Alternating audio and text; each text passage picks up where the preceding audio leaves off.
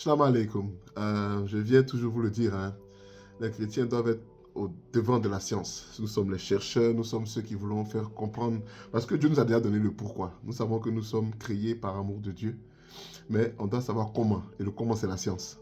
Et la science c'est important pour tout ce que nous faisons en tant que chrétiens. Nous les hommes nouveaux, nous qui avons reçu l'Esprit de Dieu, hein, je disais toujours, j'aime bien le dire, on a les dons de l'Esprit, la sagesse, le courage, la force, ça vient avant les charismes.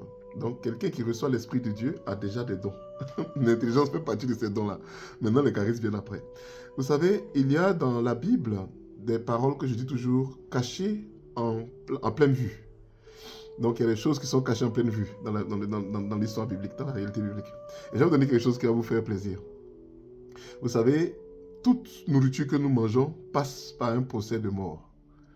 Toute nourriture, sauf deux. Deux et un troisième qui est un peu au milieu. Les deux éléments qui ne passent pas par la mort, donc que vous devez utiliser quand vous jeûnez, après le jeûne ou avant le jeûne, vous devez en avoir un peu. C'est les éléments qui viennent de la vie et qui donnent la vie. Nous parlons du lait et du miel. Dans la Bible, Dieu dit qu'il donne un pays où il y a le lait et le miel. Où le miel coule à volonté, en abondance. Parce que le lait et le miel ne viennent pas de la mort d'un animal, mais de la mort de quelque chose. Tout le reste qu'on consomme là, ça vient de la mort. Le troisième élément que je disais, c'est le sel.